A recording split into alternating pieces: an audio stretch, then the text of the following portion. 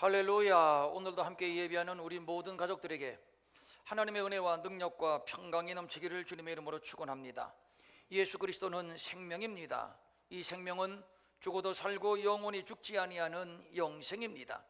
이 생명을 주시기 위하여 예수님은 이 땅에 오셨고, 그리고 십자가를 지셨고 또 부활하셨습니다.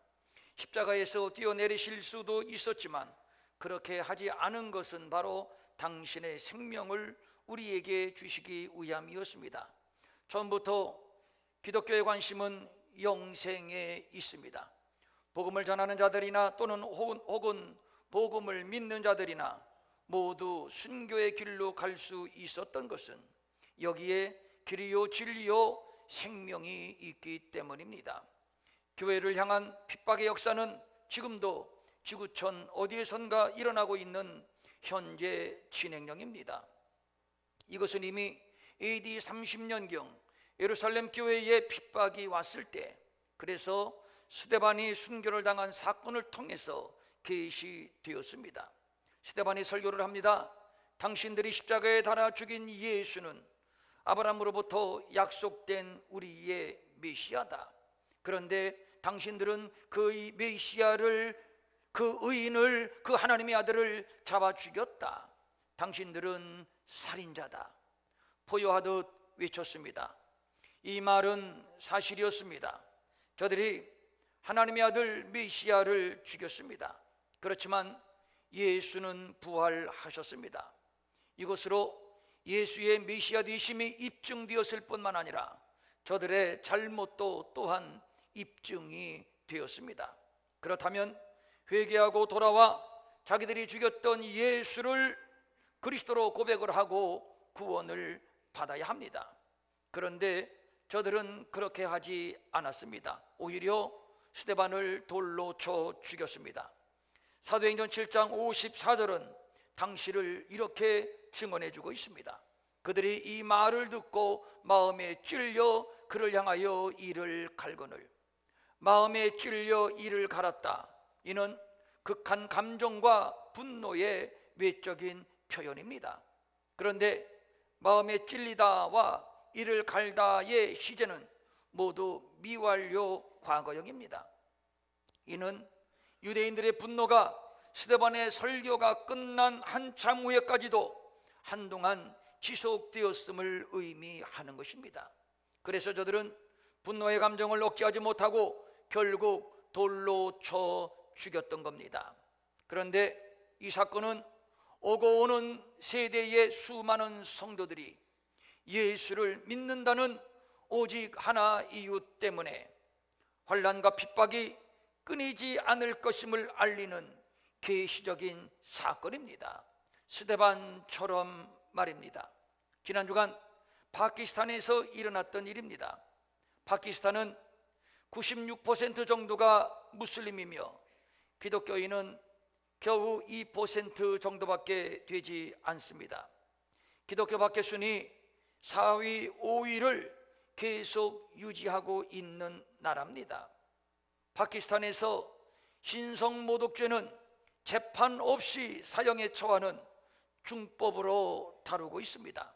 9년 전 무슬림 소유의 한 농장에서 일하던 기독교인 아시아 비비는 함께 농장에서 일하는 여인에게 그리스도는 우리의 죄를 위해서 십자가에 달리셨는데 무하메드는 우리를 위해서 해준 것이 무엇인가? 라고 말한 것이 화근이 되어 신성모독죄로 교수형을 선고받았습니다. 그리고 장장 9년 동안 옥살이 하다가 세계 기독교인들의 항의로 최근 무죄가 선고되고 또 석방이 되었습니다.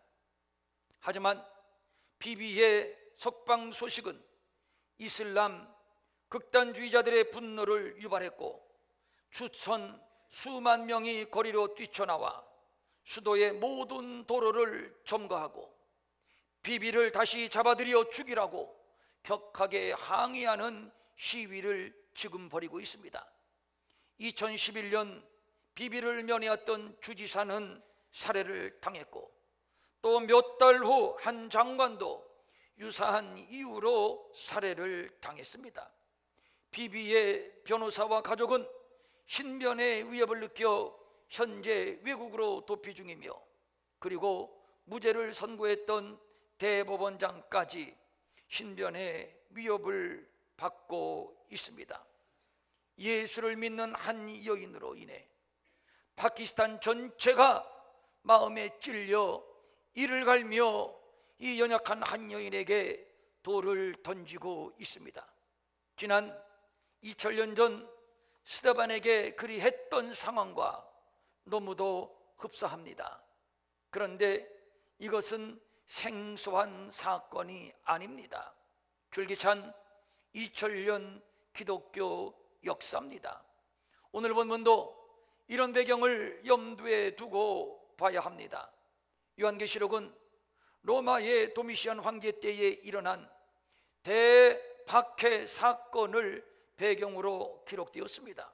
먼저 로마의 기독교 박해를 말할 때 AD 64년에 있었던 네로의 박해를 손꼽을 수 있습니다.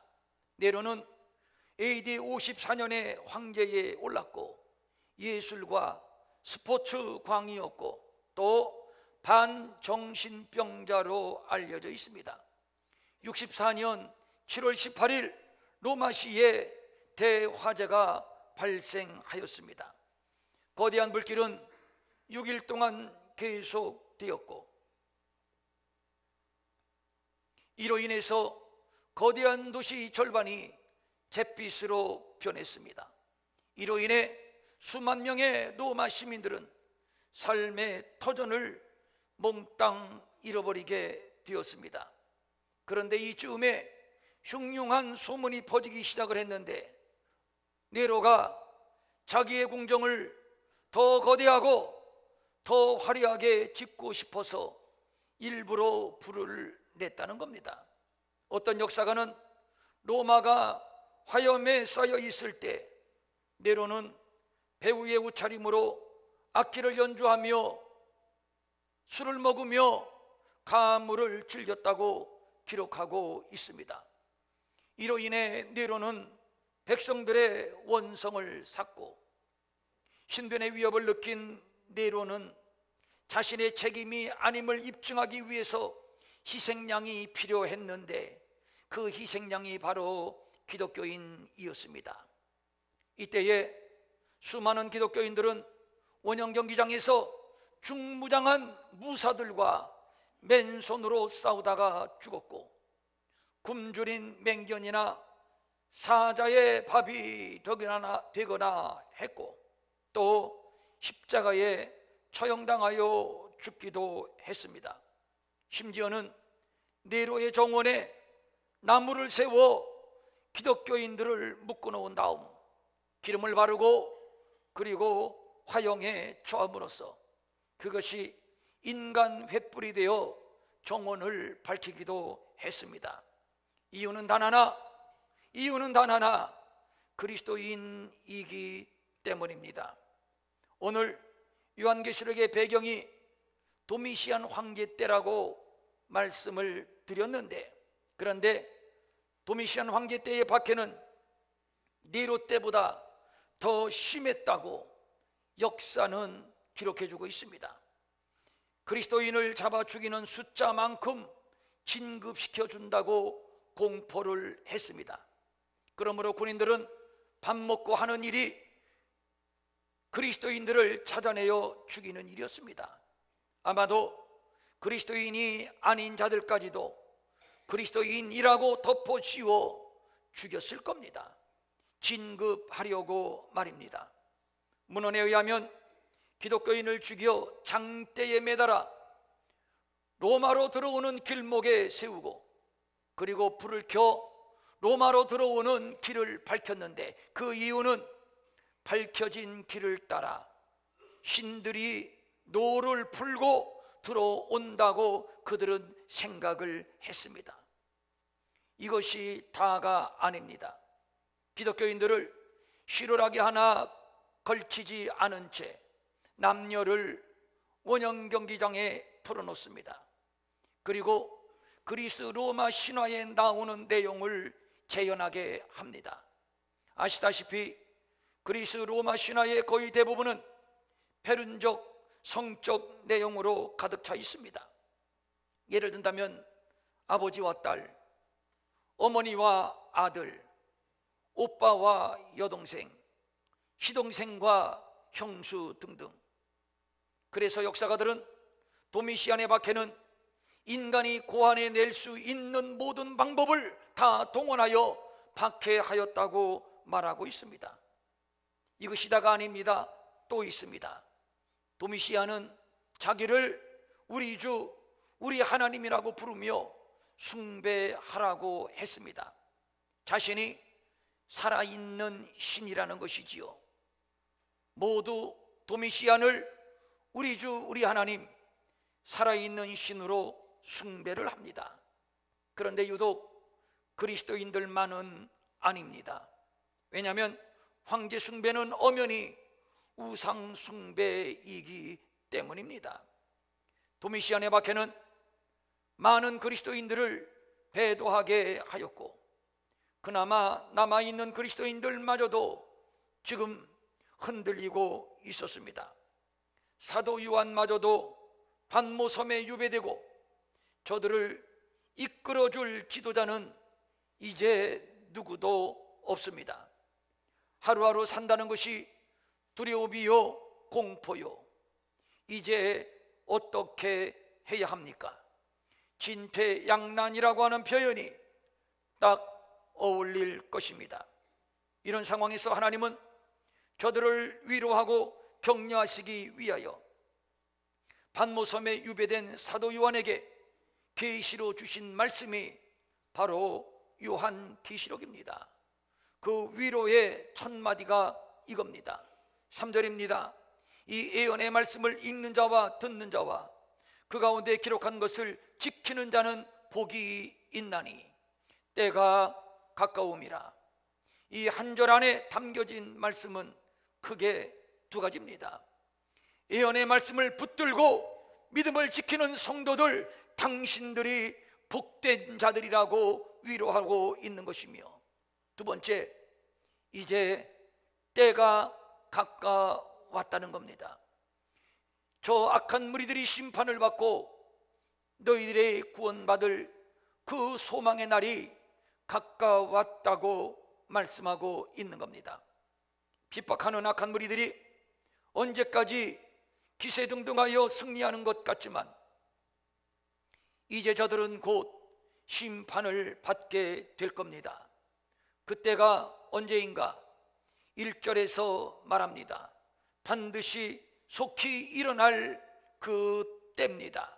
이는 종말의 필연성과 확실성을 나타내는 표현입니다. 그때가 멀지 않았습니다. 이제 곧 가까웠습니다. 그렇다면 이 일을 행하시는 분은 누구인가? 이를 이루시는 주체에 관한 문제입니다. 이에 대한 답이 바로 오늘 우리가 함께 읽은 본문입니다. 본문은 신구약 성경 66권 중에서 아주 중요하고 흥미있는 구절입니다.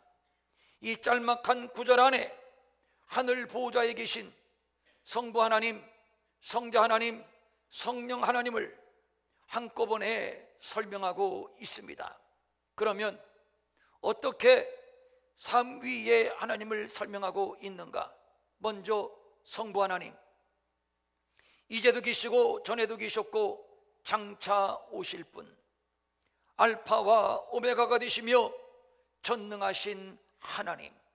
두 번째, 성령 하나님은 보좌 앞에 있는 일곱 영, 그리고 성자 하나님 예수님은 죽은 자들 가운데서 먼저 나시고 땅의 임금들의 머리가 되신 분. 그러므로 하나님께서 당시 핍박을 받는 그리스도인들을 위로하고 격려하셨던 메시지는 내 사랑하는 아들 딸들아, 너희들은 혼자가 아니니라, 이것입니다. 지금 환난 가운데 초라하게 숨어서 믿음을 지키고 있지만, 그래서 저 악한 무리들이 승리하는 것 같고 너희들은 실패한 것 같지만, 그래서 세상의 영광, 세상의 권세가 영원할 것 같지만 절대 그렇지 않다는 겁니다. 믿음을 지키는 너희들이야말로 가장 복된 자들이다. 저들의 심판이 가까웠다. 하늘 보호자에 계신 성부 하나님, 성자 하나님, 성령 하나님께서 반드시 이를 이룰 것이다. 그러므로 사랑하는 내 백성들아, 힘을 내라. 바로 이 말씀입니다. 세상 나라를 다스리고 통치하는 자는 로마의 황제가 아닙니다. 바로 하나님이십니다. 그 하나님은 하늘 보좌에 계십니다. 하늘 보좌는 로마 황제의 보좌와는 결코 비교할 수 없습니다. 그 보좌는 이제도 계시고 전에도 계셨고 장차 오실 전능하신 하나님이 앉아 계신 보좌입니다. 그 보좌에 앉으신 하나님은 지금도 살아계셔서 자기 백성을 위하여 일하고 계십니다. 하늘 보좌는 로마의 보좌보다 더 크고 더 영광스러우며 로마 황제보다 더 막강한 힘과 권세를 가지신 하나님이 좌정해 계십니다. 그 보좌의 하나님이 로마는 물론 세상 모든 나라까지 다스리고 계십니다. 결국 그 하나님은 당신을 대적하며 하나님의 백성을 회방하는 세상 나라의 모든 권세를 심판하시고 자기 백성을 구원하실 겁니다. 과연 이것이 가능한가? 네, 충분히 가능합니다. 왜냐하면 그 보좌에 계신 분은 이제도 계시고 전에도 계셨고 장차 오실 전능하신 하나님이시며, 보좌 앞에는 7영, 즉 충만한 영, 완전한 영, 성령님이 계시며, 또 십자가를 통해서 부활하사 뱀의 머리를 짓이겨 권세를 깨뜨리며 그 비밀을 밝히 드러내시고 승리하신 예수 그리스도가 계시기 때문입니다. 특별히 이제도 계시고 전에도 계셨고 장차 오실 분이라는 표현을 주목합니다. 이제도 계시고 현재 시제가 가장 먼저 언급되고 있습니다. 왜 그런 것일까요? 지금 현재의 상황은 죽음의 공포에 휩싸여 있습니다. 어둠의 세력이 살기등등하여 교회와 성도들을 핍박하며 목조여 오고 있습니다. 이끌어줄 영적 지도자마저도 보이지를 않습니다. 이 와중에 하나님은 어디 계십니까? 하나님마저도 보이지를 않습니다. 하나님의 음성도 들리지를 않습니다. 혹시 하나님은 안 계신 것 아니야? 우리가 잘못 믿는 것 아니야? 실제로 믿음을 포기하는 자들이 속출하고 있습니다. 그래서 절망입니다. 이 상황에서 하나님이 들려주시는 말씀은 하나님은 어제나 오늘이나 영원까지 살아 계시다는 것입니다. 어디 계십니까? 하늘 보좌에 계십니다. 그곳에서 무엇을 하고 계십니까? 전에부터 지금까지 역사를 통치하고 계시며 뿐만 아니라 앞으로의 미래의 역사까지도 다스리실 것입니다. 그리고 마침내 끝까지 믿음 지켜 승리한 성도들에게 예비하신 하나님의 나라를 기업으로 주실 것입니다. 로마 황제 따위와 비교할 뿐이 아닙니다. 그까지 황제의 보좌가 길어봐야 얼마입니까? 그 찬란했던 로마의 권세, 로마의 영화는 다 어디로 갔습니까? 그래봐야 로마의 영광은 아무리 길게 잡아봐야 1000년을 넘기지 못했습니다. 그러나 하늘 보좌의 하나님은 영원 전부터 계신 분이시며 태초에 하나님이 천지를 창조하시니라. 말씀 하나로 우주와 만물을 창조하셨으며 모세를 통해서 거대한 제국 이집트의 바로를 굴복시키고 홍해를 갈라 원수를 장사 지내버리고 자기 백성을 구원하신 하나님이십니다. 불기둥과 구름기둥으로 자기 백성을 젖과 꿀이 흐르는 약속의 땅으로 인도하신 분이십니다. 그분은 당신의 아들 독생자를 세상에 보내사 십자가를 통하여 구원을 이루시고 자기 백성을 죄에서 구원하신 분이십니다. 그 하나님이 지금 살아계십니다. 하늘 보좌에 말입니다. 지금 그 하나님을 바라보라고, 그 하나님을 바라보라고 요한 사도를 통해서 자기 백성들을 위로하고 있는 겁니다. 그는 알파와 오메가입니다. 처음이요 나중입니다. 땅에서 일어나는 크고 작은 모든 일들은 하나님의 계획과 섭리 안에서 이루어진다는 뜻입니다. 로마가 아무리 막강하고 아무리 포악하게 하나님의 백성을 핍박한다 해도 로마를 세우신 분이 하나님이십니다.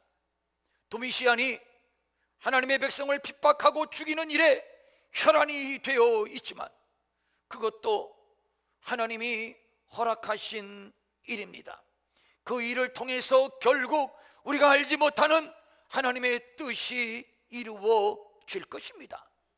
이사야 40장 15절입니다. 보라, 그에게는 열방이 통에 한 방울 물과 같고 저울의 작은 티끌 같으며 섬들은 떠오르는 먼지 같으리니. 그렇습니다. 거대한 나라, 거대한 문화, 거대한 권력, 그래봐야 하나님 앞에 한 방울의 물이요 저울의 작은 티끌입니다. 로마, 그래봐야 하나님 앞에는 먼지입니다. 후 하고 한 번 불면 흔적도 없이 날아가고 말 것입니다. 역사를 주관하시는 분은 하늘 보호자의 하나님이십니다. 구약의 위대한 선지자 이사야가 부름을 받을 때를 이사야서 6장 1절은 우시야 왕이 죽던 해라고 말하고 있습니다. 우시야 왕이 죽던 해에 내가 본즉 주께서 높이 들린 보좌에 앉으셨는데 그의 옷자락은 성전에 가득하였고, 좀 특이합니다. 보통이라면 어느 왕이 주기할 때, 어느 왕이 다스릴 때 어떤 선지자가 활동했다, 이렇게 선지자를 소개하는 것이 일반적입니다. 그런데 특이하게도 이사야의 경우는 다릅니다. 우시야 왕이 죽던 해라고 기록해주고 있습니다. 여기에 아주 중요한 의미가 있습니다. 이스라엘 역사의 최전성기는 다윗과 솔로몬 시대입니다. 이때는 정치가 안정되었고 육상과 해상의 무용로를 장악하여 경제력도 굉장히 풍성했습니다. 전쟁이 일어나면 전승했고 주변의 국가들이 조공을 바치기까지 했습니다. 절정의 전성기였습니다. 그런데 솔로몬이 죽고 난 다음 이스라엘은 남과 북으로 나뉘었고 이후로 남유다든 북이스라엘이든 암흑기로 접어들게 됩니다. 국력은 약해졌고 주변 국가의 침략은 끊이지 않고 늘 약탈을 당했습니다. 암흑의 역사라고 표현하는 것이 과하지 않습니다. 그런데 남유다의 10대 왕이었던 우시야가 재위했을 때에 제2의 전성기를 이루게 됩니다. 15세의 어린 나이에 왕위에 올라 무려 52년 동안 남유다를 통치했습니다. 우시야라고 하는 이름의 뜻이 여호와의 능력이라는 뜻인데 이름에 걸맞게 전성기를 이루었습니다. 물론 그의 사역 후반에는 교만하다가 하나님의 징계를 받아 문둥병에 걸려 시옥스러운 삶을 살다가 죽기는 했습니다만, 그러나 전반적으로 그의 통치 기간 동안은 하나님을 굳게 신뢰했고 선지자의 말을 순종하면서 블레셋과 암몬을 정복하고 블레셋 땅에 성을 건축하고 암몬 왕으로부터 조공을 받고 나아가 애굽 변방까지 그 명성을 떨치는 등 왕국의 기세가 하늘을 찌를 듯 했습니다. 이제 지난 다윗과 솔로몬 왕조의 전성기를 재현하게 되었습니다. 이게 얼마만입니까? 그런데 또 이게 웬일입니까? 그 영웅적인 우시야가 죽었습니다. 이것은 유다에게는 말할 수 없는 비보입니다. 이제 겨우 어깨를 펴고 살만해졌는데 다시 암흑기로 들어가야 한단 말인가? 저들은 절망했습니다. 소망이 끊어졌습니다. 바로 이때 이사야 선지자가 하나님의 부름을 받습니다. 그리고 하늘 보호자를 바라봅니다. 우시야 왕이 죽던 해에 내가 본즉 바로 이것입니다. 영웅 우시야가 죽었을 때 하나님은 이사야를 부르셨고 그로 하여금 하늘 보호자를 바라보게 하셨습니다. 바라보니 그곳에는 거룩하고 거룩하고 거룩하며 영광으로 충만한 하나님이 계셨습니다. 하나님이 말씀하시는 때는 우시야가 죽었을 때였습니다. 우시야가 죽지 않았을 때에는 하나님께서 말씀하지 않았다는 얘기입니다. 아주 중요한 교훈이 여기에 있습니다.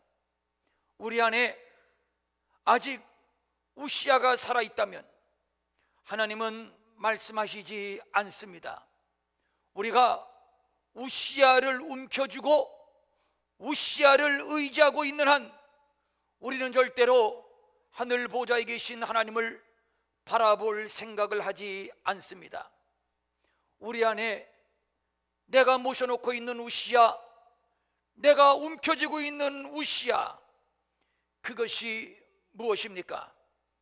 어떤 사람은 물질이 우시야일 수 있고 또 건강이 우시야일 수 있고 또 자식이 우시야일 수 있습니다. 이런 것들이 죽어야 합니다. 아니, 좀 과하게 표현할까요? 우리 안에 우시야를 죽여야 합니다. 그래야 하나님의 음성이 들립니다. 그래야 거룩하다 거룩하다 거룩하다 만군의 여호와여 그의 영광이 온 땅에 충만하도다. 거룩하신 하나님, 그리고 온 땅에 충만한 하나님의 영광, 역사의 주권자 하나님이 보이게 된다는 얘기입니다. 깜깜한 밤일수록 별은 더 빛나는 것이며 새벽은 그만큼 가까운 것입니다. 마찬가지입니다. 우리의 삶이 힘들고 곤고하고 깜깜한 밤이라면 이때가 바로 눈을 들어 하늘 보호자를 바라볼 때요, 하나님의 음성을 들을 때인 것입니다. 그곳에는 이제도 계시고 전에도 계셨고 장차 오실 거룩하고 영원하시며 전능하신 하나님이 계십니다.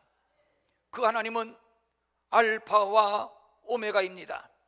그를 능가하는 권세, 그를 능가하는 영광은 없습니다. 그분이 말씀합니다. 이 예언의 말씀을 읽는 자와 듣는 자와 그 가운데 기록한 것을 지키는 자는 복이 있나니 때가 가까움이라.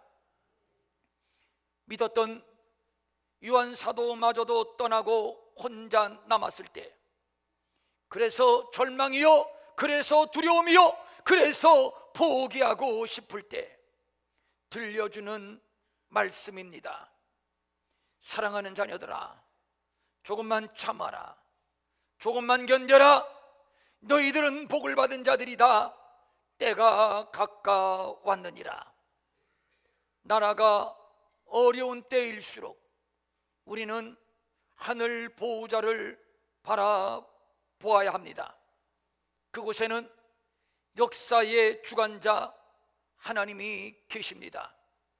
우시야를 바라보면 안 됩니다.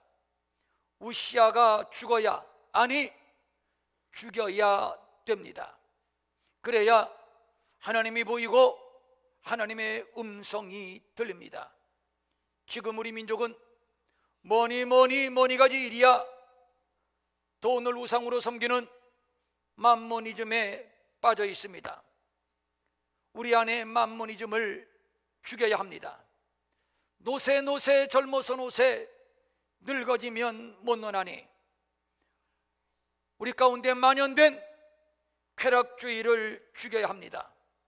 극도의 이기주의를 죽여야 합니다. 내 안에 이념이 살아서 이 이념이 나라를 세운다고 생각하는 분 계십니까? 내 세상, 내 사상, 내 이념이 우시야가 되면 안 됩니다. 어느 정치인이 나라를 구원할 것이라고 생각을 합니까? 내 안에 내가 신뢰하고 내가 믿는 그 정치인이 우시야로 존재하는 한 하나님의 통치는 보이지 않습니다. 하나님의 음성도 들리지 않습니다. 스데반은 돌에 맞아 죽는 현장에서 하늘 보호자를 바라보았습니다. 그랬더니 그곳에는 예수님이 계셨습니다. 왜 사도 요한마저 반모섬으로 유배시켜 박해받는 그리스도인들과 격리시켰을까요? 그래야 이 깜깜한 상황에서 하늘 보호자를 바라볼 수 있기 때문이요, 하나님의 음성을 들을 수 있기 때문입니다. 우시야 왕이 죽기를 기다리셨던 이유, 아니 우시야를 죽이신 이유가 바로 여기에 있었던 겁니다. 어느 인기 탤런트의 간증을 들었습니다. 그는 한때 유명 작가와 결혼을 해서 최고의 인기를 구가했습니다. 남편은 능력이 있었고 자신은 연예인 수입 3손가락 안에 들 정도로 돈과 인기를 얻었습니다. 이 상황에서 주변 사람들이 예수를 믿으라고 하면 나는 예수 믿을 필요 없어, 나는 예수가 필요 없어, 너나 잘 믿어 라고 콧방귀를 뀌면서 교만을 떨었습니다. 남편의 사랑을 받았고 남편을 존경했고 인기도 있고 돈도 있고 행복했고 그분의 말대로라면 기고만장했습니다. 그런데 어느 날 남편이 알 수 없는 질병으로 산소호흡기를 끼고 7년을 살았습니다. 순식간에 정상에서 바닥까지 추락을 했습니다. 그분의 말입니다. 그때 내려갔을 때, 추락했을 때 그 자리에서 비로소 나는 하나님을 찾게 되었어요. 그때 비로소 나는 나를 부르시는 주님의 음성을 들을 수 있었어요. 딸아, 내가 너를 얼마나 사랑하는지 알지? 딸아, 이제 내 사랑을 받아주지 않겠니? 이제 내 손을 잡아주지 않겠니? 오늘 말씀에 빗댄다면 그에게 남편, 돈, 인기는 우시야였습니다. 우시야가 죽으니 주님이 보이기 시작했고, 내가 너를 사랑한다, 내가 너를 얼마나 사랑하는데 딸아, 내 손을 잡지 않겠니? 주님의 음성이 들렸습니다. 위기의 때에, 어두움의 때에 하늘 보호자를 바라보는 자, 하늘 보호자로부터 들려오는 하나님의 음성을 듣는 자, 그들은 결국 승리합니다. 그곳에 계신 분은 이제도 계시고 전에도 계셨고 장차 오실 영원하시며 전능하신 하나님이십니다. 그는 알파와 오메가이십니다. 역사를 손바닥에 놓고 통치하시는 분이십니다. 거룩하다, 거룩하다, 거룩하다. 만군의 여호와여, 그의 영광이 온 땅에 충만하도다. 그분은 거룩입니다. 영광입니다. 그를 대적할 자가 없습니다. 그분이 또 이렇게 말씀합니다. 나 외에는 신이 없도다.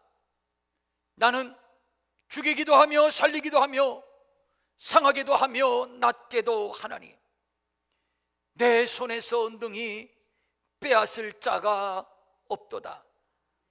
내가 그들에게 영생을 주노니 영원히 멸망하지 아니할 것이요, 또 그들을 내 손에서 빼앗을 자가 없느니라. 그분이 우리를 구원하실 것입니다.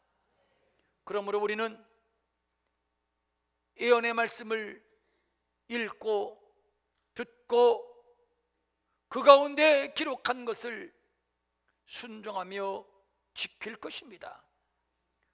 우리를 구원하시는 바로 그때가 가까운 줄 믿기 때문입니다. 어두운 터널을 지나고 계십니까? 답답하고 앞이 보이지 않습니까? 그렇다면 바로 이때가 하늘 보좌를 바라볼 때요, 손 내밀고 계시는 주님의 손을 잡을 때요, 바로 지금이 주님, 저도 당신을 사랑해요 고백할 때입니다. 우리의 구원이 가까웠습니다. 아멘.